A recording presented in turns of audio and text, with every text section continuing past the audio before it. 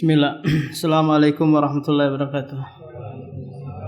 Alhamdulillah, salatu wassalamu ala Rasulillah wa ala alihi wa sahbihi wa sallam taslima.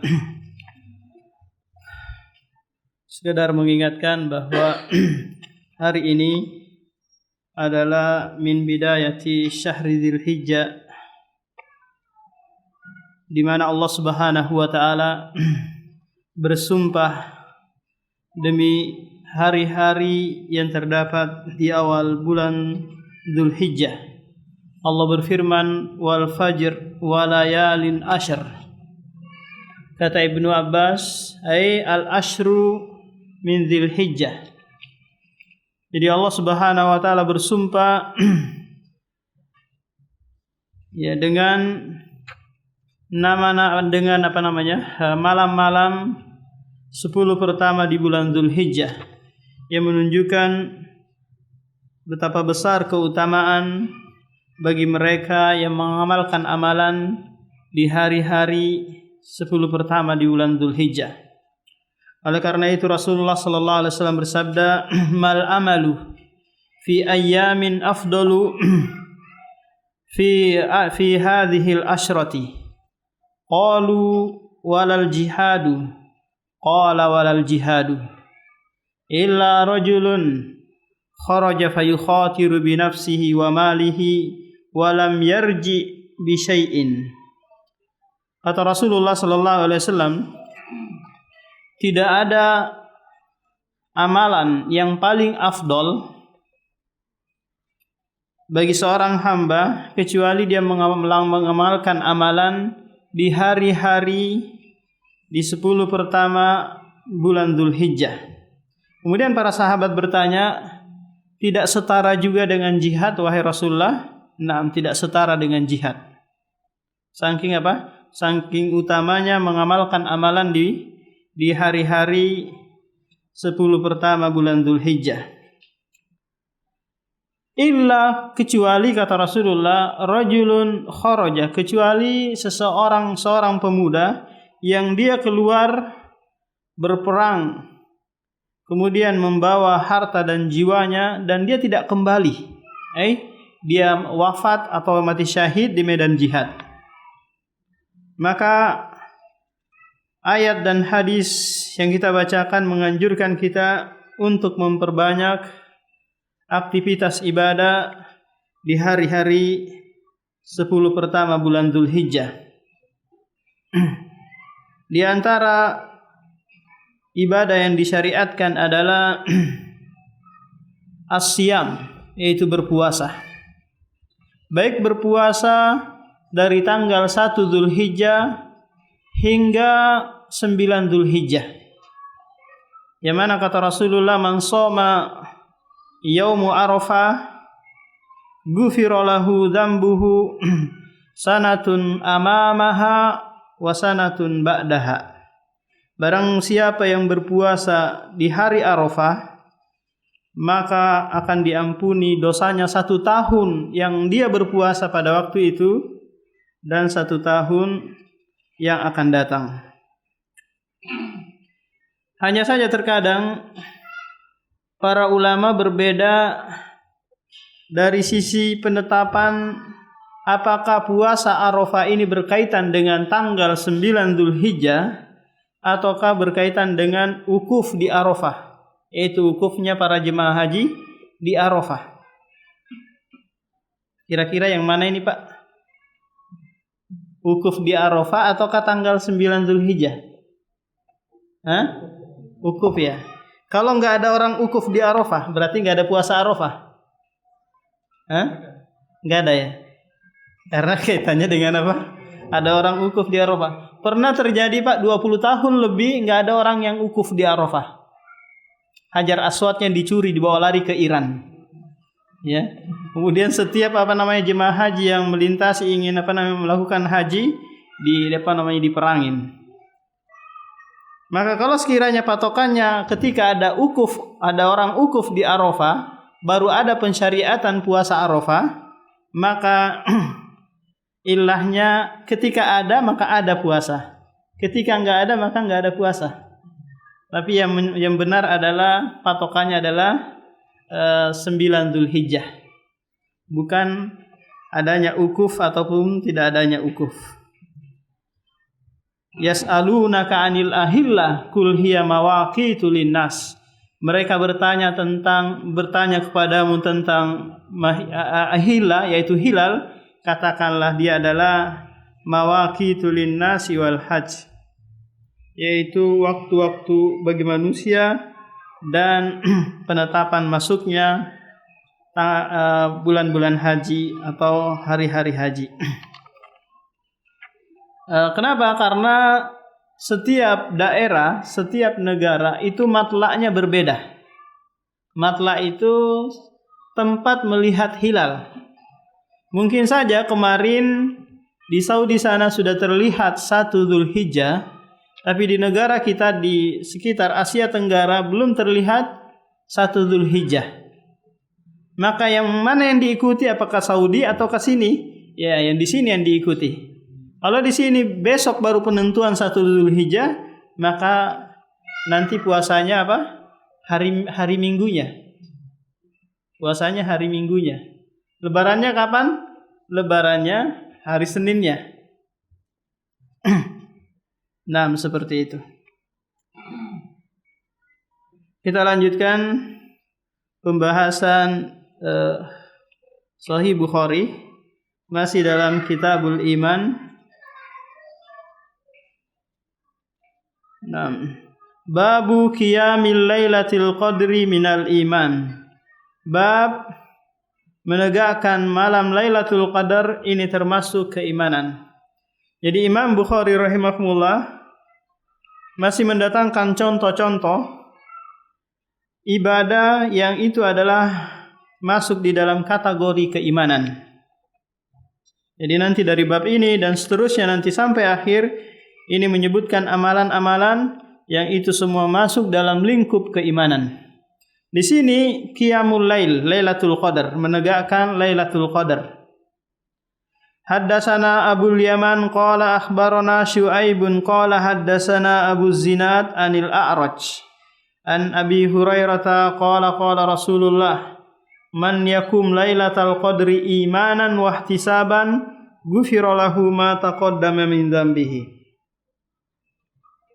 Barang siapa yang menegakkan malam Lailatul Qadar karena dilandasi keimanan dan mengharap pahala, maka akan diampuni dosanya yang telah lalu.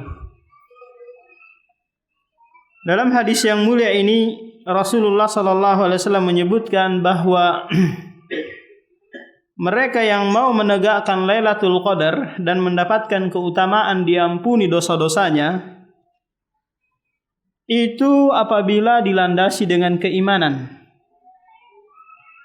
Maka mafhumnya, pemahamannya adalah Lailatul Qadar, menegakkan malam Lailatul Qadar ini adalah bagian dari keimanan.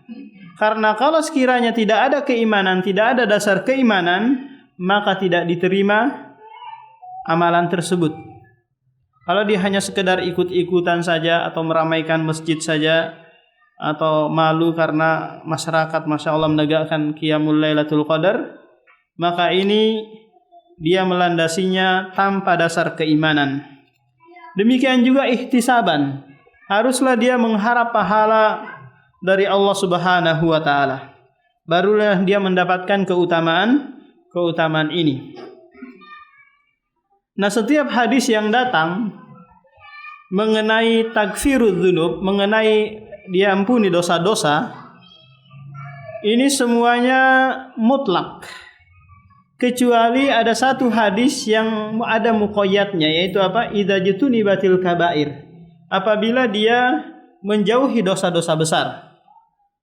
Banyak sekali hadis-hadis yang menyebutkan amalan ini nanti takfirudz dzunub, yaitu menghapus dosa-dosa. Maka semua ini akan dibawa nanti kepada hadis idza jutunibatil kabair, apabila dia menjauhi dosa besar. Maksudnya apa? Amalan yang dihapus adalah dosa-dosa yang dihapus adalah dosa-dosa kecil. Bukan dosa-dosa besar. Karena dosa besar itu haruslah dibarengi dengan taubatan nasuha. Harus dibarengi dengan apa? Taubatan nasuha. Haddatsana Harami ibn Hafsin qala haddatsana Abdul Wahidi qala haddatsana Umaratu qala haddatsana Abu Zur'ah ibni Amrin ibni Jarir qala sami'tu Aba Hurairah 'anin Nabi qala intadaballahu liman kharaja fi sabilillah la yukhrijuhu illa imanun bi wa tasdiqun bi rusuli an urji'ahu bima nala min ajrin aw ghanimatin aw udkhilahul jannata walaula an nasyqa ala ummati ma qa'adtu khalfa sariyatin waladittu anni uqtala fi sabilillah anni uqtalu fi sabilillah thumma uhya thumma uqtalu thumma uhya thumma uqtalu. Babul jihad minal iman. Kata Imam Bukhari, bab jihad adalah bagian dari keimanan. Kenapa? Karena dia adalah ta'atun taqarrubun ila Allah Subhanahu wa taala. Rasulullah bersabda di sini, intadaballah, Allah Subhanahu wa taala menjamin bagi siapa saja yang keluar berperang di jalan Allah Subhanahu wa taala dan dia tidak keluar kecuali karena dilandasi keimanan kepadaku dan membenarkan para rasul-rasulku, utusan-utusanku, barulah dia mendapatkan salah satu dari tiga kebaikan. Yang pertama apa? Urji'ahu, dia kembali dalam keadaan memperoleh pahala atau ghanimah, harta rampasan, atau dia dimasukkan ke dalam surga jika dia syahid, yaitu mati di medan jihad. Nah, jadi salah satu dari tiga kemungkinan. Yang pertama, dia pulang membawa pahala kalau dia enggak menang ini. Kalau dia enggak menang. Kalau dia menang, dia bawa pulang pahala beserta ghanimah. Kalau dia kalah hingga dia mati syahid, maka dia akan membawa apa? Membawa pahala yang mengantarkan dia ke dalam surga. Lihat. Segalanya adalah kebaikan. Akan tetapi kebaikan ini haruslah dilandasi dengan imanun billah. Iman kepada Allah Subhanahu wa taala. Jika tidak dilandasi keimanan, ingin dikatakan sebagai pahlawan, dikatakan sebagai pemberani atau membela sukunya atau membela bangsanya tanpa ada dasar keimanan, maka dia tidak akan meraih dan memperoleh apa yang disebutkan ini. Dan hal ini nanti tidak berlaku kalau sekiranya kaum muslimin dengan muslim yang lain berperang. Contoh ada suku Bugis dengan suku Dayak sama-sama muslim ini perang. Maka kalau sekiranya si suku Bugis ini menang, maka dia tidak boleh mengambil rampasan dari harta rampasan dari suku Dayak ini. Nah, karena dia tidak dianggap ghanimah. Ghanimah kalau sekiranya antara muslim dengan kafir atau musyrik. Walaula an nasyqa ala ummati, seandainya tidak memberatkan bagi umatku, ma qa'attu khalfa sariyatin, maka aku akan tidak duduk khalfa sariyah, di belakang sariyah. Jadi sariyah adalah pasukan yang terdiri dari pasukan 40 sampai 400. Yang mana Rasulullah sallallahu alaihi wasallam kalau mengutus pasukan yang bernama sariyah itu dia tidak ikut. Beda halnya dengan Ghazwah. Kalau Ghazwah pasti Rasulullah ikut berperang. Ghazwah Tabuk, Ghazwah Uhud, Khandaq dan yang lainnya. Dan aku, kata Rasulullah, ingin sekali aku itu diwafatkan atau dibunuh di jalan Allah Subhanahu wa taala, kemudian aku dihidupkan lagi, kemudian aku dibunuh lagi, kemudian aku dihidupkan lagi, kemudian diwafatkan lagi. Lihat keinginan yang diinginkan oleh Rasulullah sallallahu alaihi wasallam karena melihat betapa besar keutamaan berjihad di jalan Allah Subhanahu wa taala. Berperang untuk menegakkan rayatul la ilaha illallah, bendera la ilaha illallah. Jadi dari dulu sampai sekarang bahwa tujuan dari jihad itu adalah bukan mengambil merampas harta yang diperangin, akan tetapi ingin menyebarkan agama Allah Subhanahu wa taala. Ingin mengangkat kezaliman dari setiap negara yang ada dan ingin mengembalikan manusia beribadah hanya kepada Allah Subhanahu wa taala. Tidak ada tujuan yang lain. Babu tatawu'i qiyami Ramadan minal iman. Bab tatawu qiyamu Ramadan minal iman. Tatawu ini kita jelaskan kemarin adalah masdar dari tatawwa'a yatatawwa'u tatawu'an. Maknanya adalah ketaatan atau sunnah-sunnah di bulan suci Ramadan.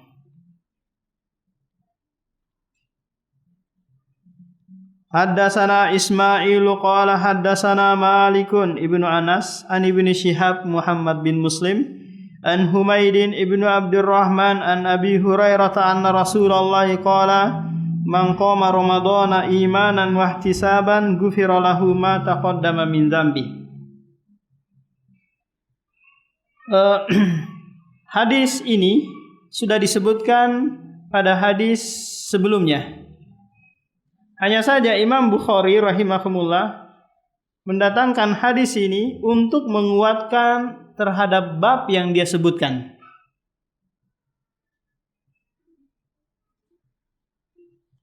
Lantas, mana sisi pendalilan hadis ini terhadap bab? Di sini babnya disebutkan sunnah. Sementara hadisnya bersifat apa ini? Bersifat umum.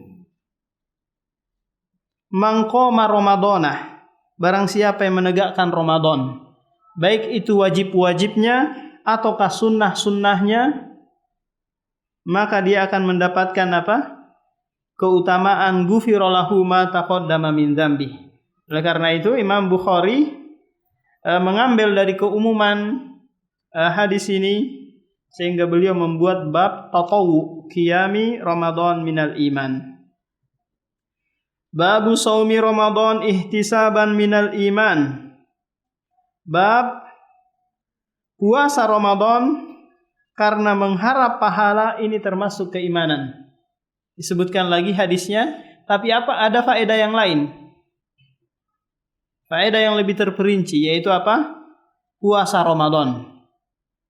Kalau sebelumnya itu masih disebutkan secara umum. Wajib-wajib maupun sunnah-sunnahnya belum diperincikan. Kalau di sini disebutkan yaitu puasa Ramadan. Kira-kira di bulan suci Ramadan ada nggak puasa sunnah? Pak Joko, ada? Puasa sunnah hari Senin Kamis? Enggak ada.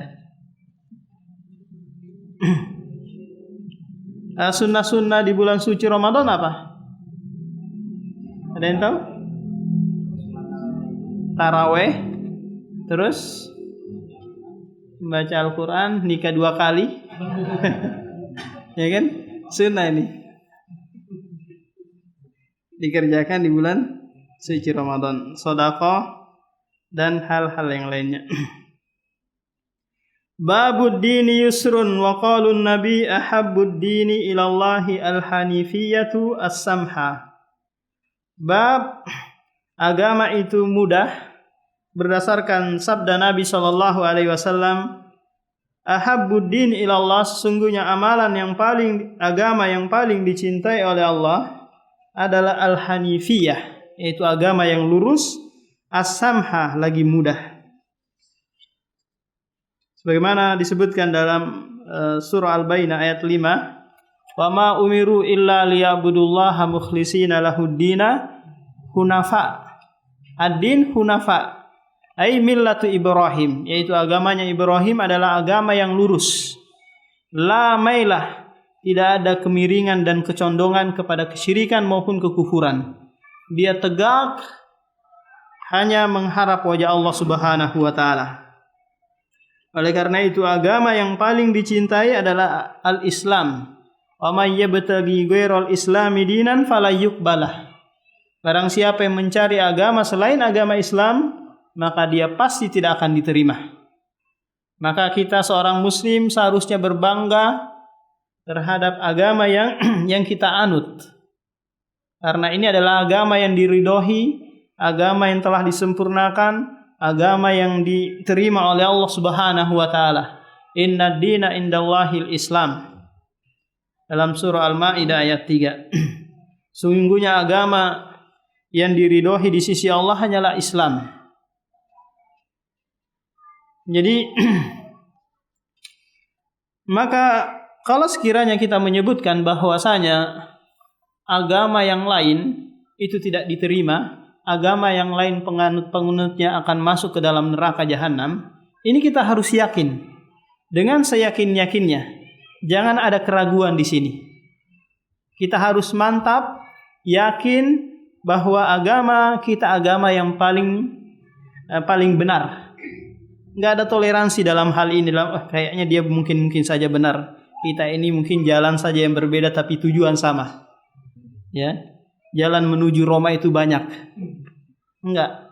Jalan yang diterima, jalan yang akan sampai kepada Allah hanya satu, yaitu al-Islam. Jangan sampai ada keraguan dalam hal ini. Jangan pula kita mengatakan bahwa kalau dalam hal ini tolong deh jangan bawa-bawa agama. Ya. Kalau dalam hal politik tolong Islam disingkirkan dulu. Kalau dalam hal perdagangan, dalam hal ini tolong Islam jangan dulu dibawa-bawa. Jadi dalam hal itu dia dia tidak beragama dulu. Dia stop dulu beragama.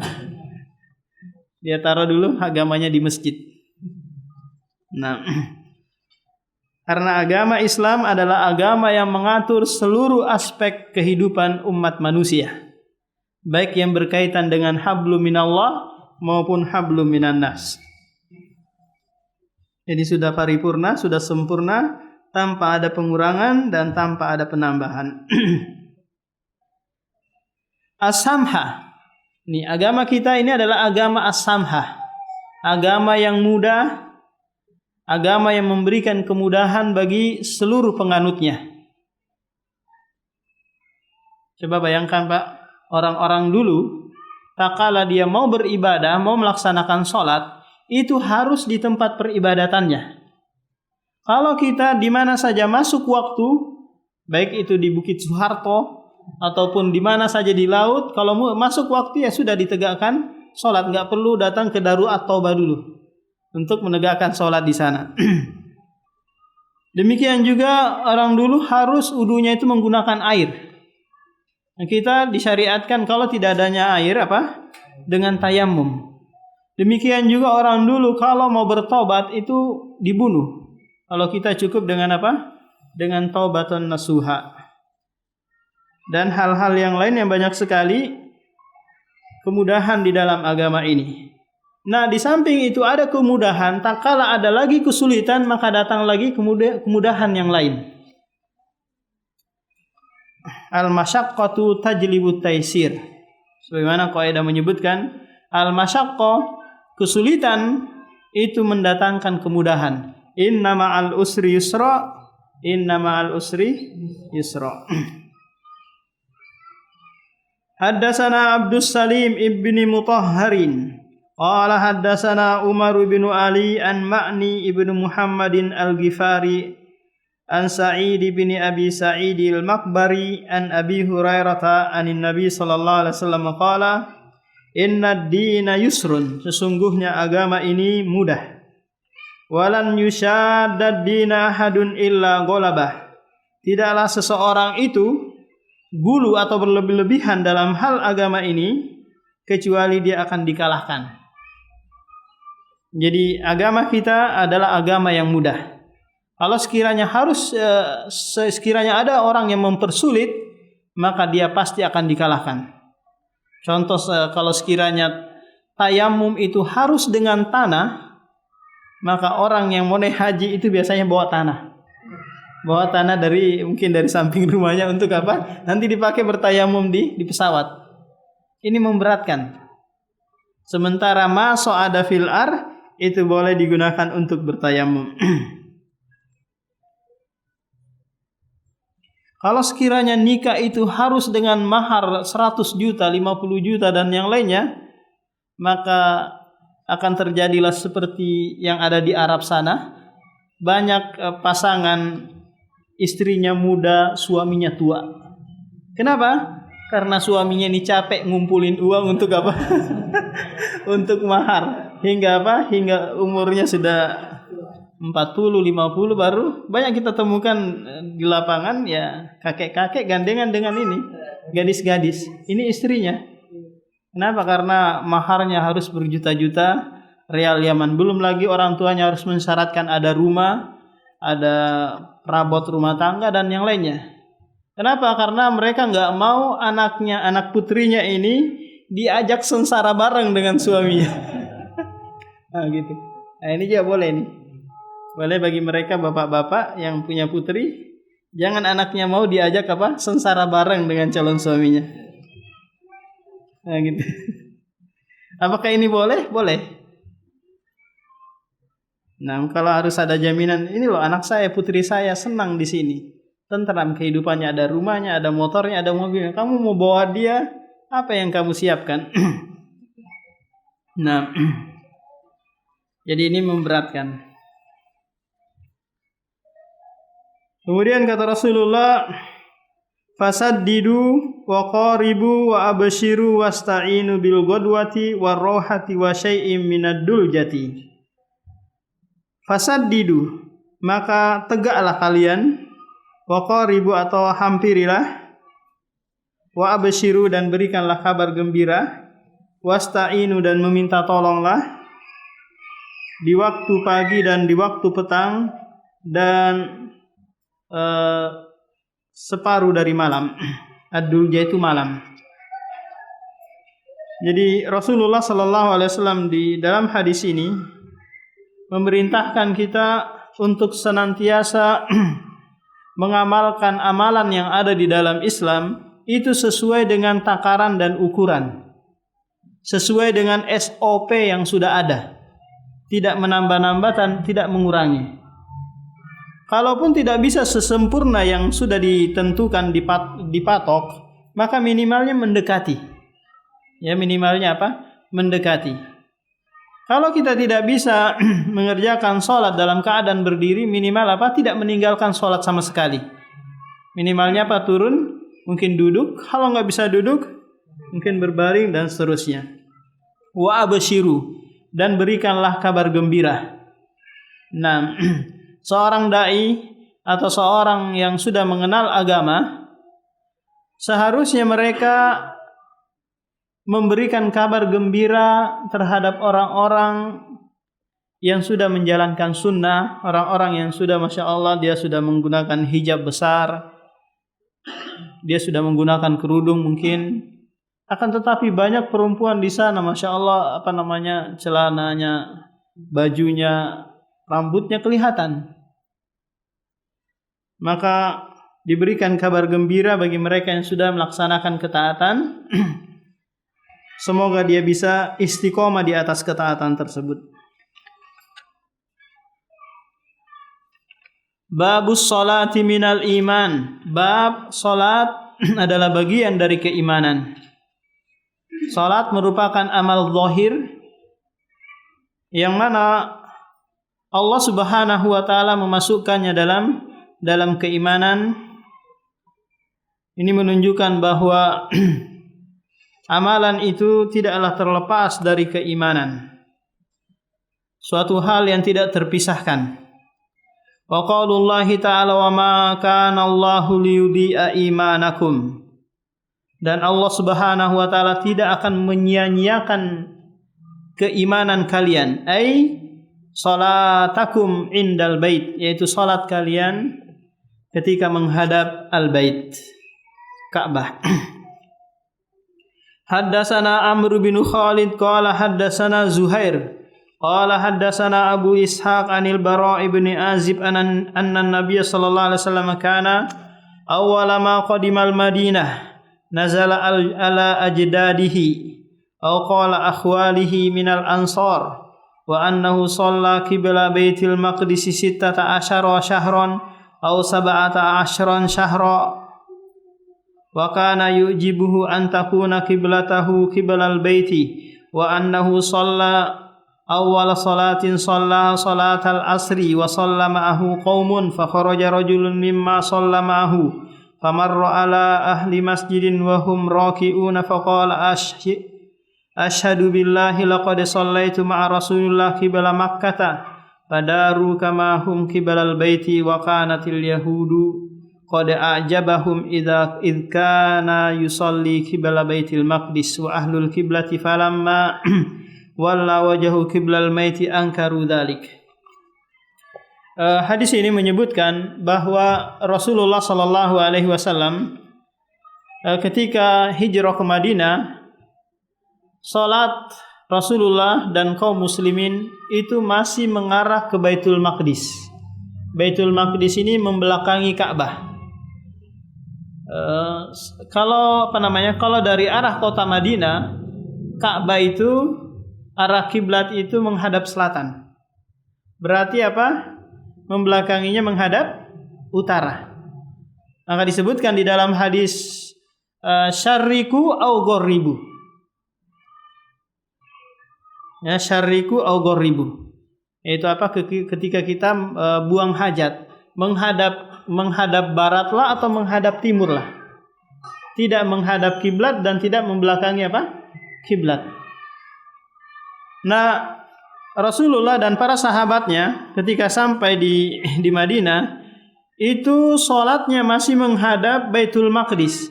Yang mana Baitul Maqdis ini adalah kiblatnya orang-orang Yahudi. Ya, Baitul Maqdis Palestina sana. Mereka salat 16 bulan atau 17 bulan. Rawi di sini ragu untuk menentukan mana yang benar, 16 kah atau 17. Dan orang-orang Ansor itu senang kalau sekiranya kiblatnya kaum muslimin diarahkan ke Ka'bah. Ya, diarahkan mana? Ke Ka'bah, tidak diarahkan ke Baitul Maqdis. Kemudian wa annahu shalla awwala salatin shalla salatal asr wa shalla ma'ahu qaumun. Jadi tatkala Rasulullah sallallahu alaihi wasallam turun ayat yang memerintahkan dalam surah Al-Baqarah, memerintahkan untuk mengarah ke kiblat. Ini mengarah mana? Ke Ka'bah. Rasulullah dalam keadaan salat asar. Dalam keadaan salat asar. 2 rakaatnya menghadap Baitul Maqdis, 2 rakaatnya menghadap kemana? Ke Ka'bah. Atau yang dikenal dengan apa? Masjid Kiblataini. Kalau ada yang pernah umroh atau haji, ada namanya Masjid Kiblataini. Nah, di sini Rasulullah salat 2 rakaat menghadap Baitul Maqdis, 2 rakaat menghadap mana?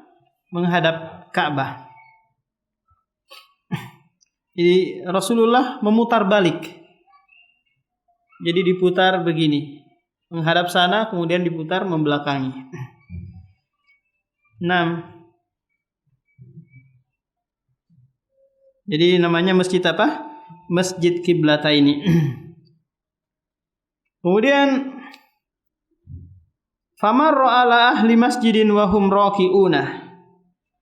Lalu pemuda tadi melewati orang-orang yang berada di masjid wa hum raki'una, sementara mereka raki'un dalam keadaan ruku'. Faqala, lalu berkata, asyhadu billah, aku bersaksi dengan menyebut nama Allah, laqad shallaitu ma'a Rasulillah, sungguh aku salat bersama Rasulullah kiblat Makkah, menghadap Makkah, Ka'bah. Jadi jamaah yang sedang salat ini beda jamaahnya dengan jamaah yang Rasulullah sallallahu alaihi wasallam tegakkan salat di sana. Kemudian ada seorang pemuda yang memberitahukan bahwasanya sudah arah kiblat dipindahkan. Yang tadinya ke Baitul Maqdis dipindahkan kemana? Ke Ka'bah. Nah, ahlu masjid, orang-orang yang berada di masjid sementara dalam keadaan ruku. Lalu datang seseorang memberitahukan bahwa arah kiblat sudah dirubah menghadap Ka'bah. Wa kanatil yahudu, dan Yahudi, orang-orang Yahudi senang kalau sekiranya kaum muslimin itu sholat menghadap Baitul Maqdis. Tak kala kaum muslimin arahnya itu arah kiblatnya dibalik, maka orang-orang Yahudi ini mengingkari hal tersebut, marah dan tidak senang. Tak kala kaum muslimin mengarahkan kiblatnya ke Ka'bah. Yang menjadi syahid dalam hadis ini adalah perintah untuk mengarah kepada apa? Kepada Ka'bah. Arah kiblat dipindahkan ke Ka'bah, yang mana disebutkan dalam hadis berikutnya, falam nadri ma naqul fihim fa anzalallahu ta'ala wa ma kana Allahu liyudhi'a imanahum. Dan kami tidak menyia-nyiakan, dan Allah Subhanahu wa taala tidak menyia-nyiakan keimanan kalian, salatukum, salat kalian. Nah, demikian yang bisa disampaikan, semoga bermanfaat. Ada yang mau ditanyakan, Pak?